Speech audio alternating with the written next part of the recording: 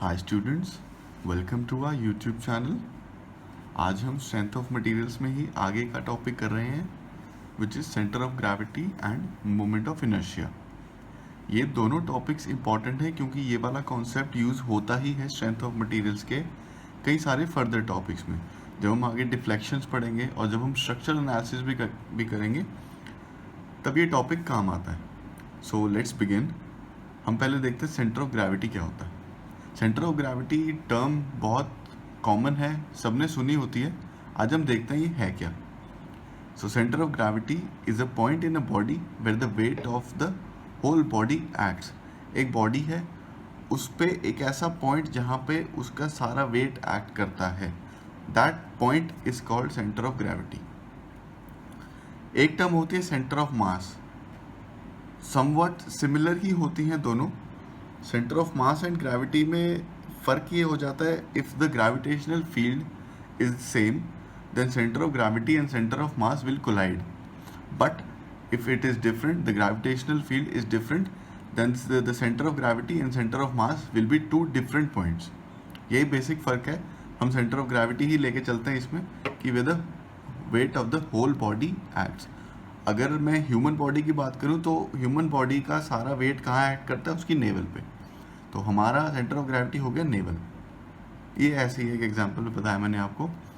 हम आगे देखते हैं कुछ ऐसे स्टैंडर्ड शेप्स जिनका सेंटर ऑफ ग्रेविटी की लोकेशन हमें पता होना चाहिए।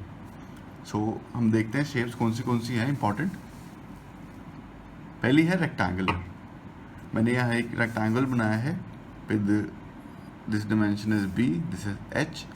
इसको मैंने y एक्सिस कंसिडर किया है और इसको मैंने x एक्सिस कंसिडर किया है, यानी कि ये 0 हो गया यहाँ से। सो x बार यानी कि इस पॉइंट का coordinate from x axis is b/2। This distance is b/2 and this distance is h/2।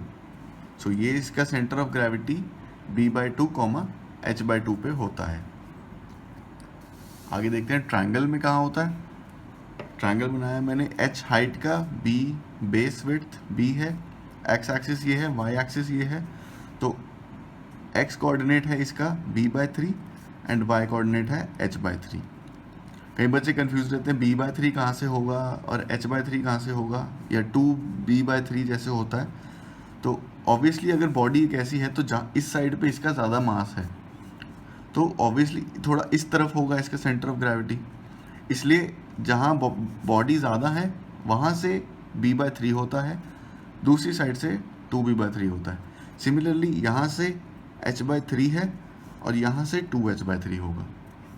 इसको आप याद रखें, इसमें कन्फ्यूजन हो जाती है नहीं तो। आगे हम देखते हैं सेमी सर्कल। सेमी सर्कल बनाया एक with dia d, x axis ये लिया, y एक्सिस मैंने इसमें या सेंटर में कंसिडर किया है।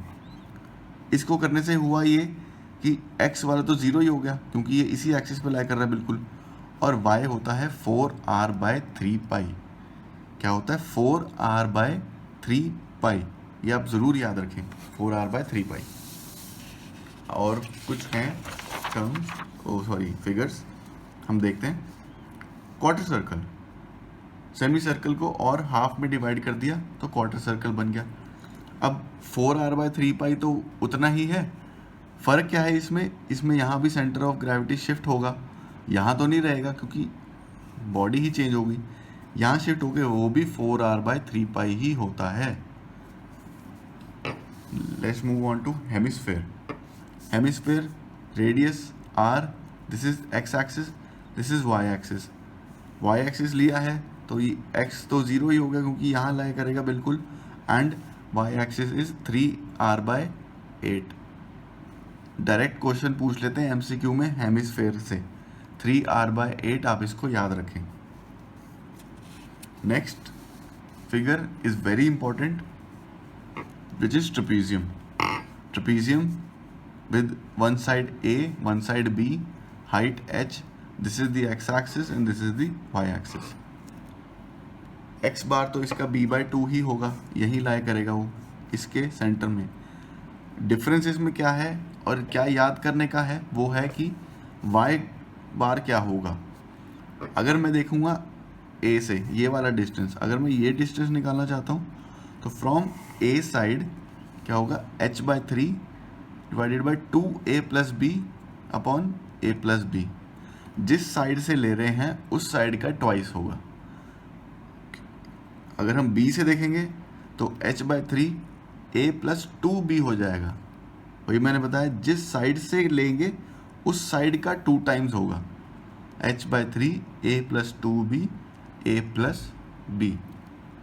फिर से बताता हूँ मैं, जिस साइड से लेंगे उसका ट्वाइस होगा, यानी कि h/3 2a+b/a+b, और अगर b से लेंगे तो h/3 a+2b upon a+b। Trapezium बहुत यूज़ होता है आगे डिफ्लेक्शंस वगैरह के केसेस में, जब डायग्राम बना के हमें मोमेंट निकालना होता है तो उसका CG पता होना चाहिए। उस करके ये आप दोनों ज़रूर याद रखें। आगे फिगर देखते हैं, पैराबोलिक सेगमेंट।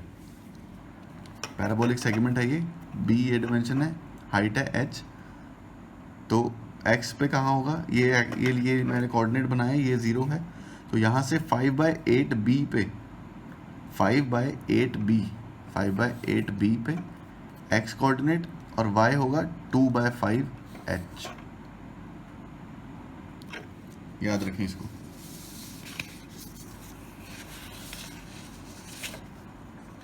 अब ये कुछ स्टैंडर्ड शेप तो हमने देख ली कि कैसे है, स्टैंडर्ड आ जाए तो कोई इशू नहीं है, हम निकाल देंगे। बट अगर थोड़ी एसिमेट्रिक आ जाती है फिर क्या करें, तो हम देखते हैं how to find CG of asymmetric body. Example से ही बताता हूँ मैं आपको, ज़्यादा इजी रहेगा। ये बॉडी है एक, ऑब्वियसली सिमेट्रिक नहीं है, एसिमेट्रिक है। This is area A1, area A2। A1 has dimensions 2 units, 3 units this side. A2 is 5 units and 1 units. This is the x-axis, this is the y-axis. So हमें body का x बार और y बार निकालने का formula है ये A1 A2, तो पता ही हमें इसका एरिया और इसका एरिया। फर्क इसमें है x1 क्या है, x2 क्या है, y1 क्या है और y2 क्या है। अगर हम x की बात कर रहे हैं, हम x बार निकाल रहे हैं, तो x में ही मेजर करेंगे हम ये दोनों, यानी कि A1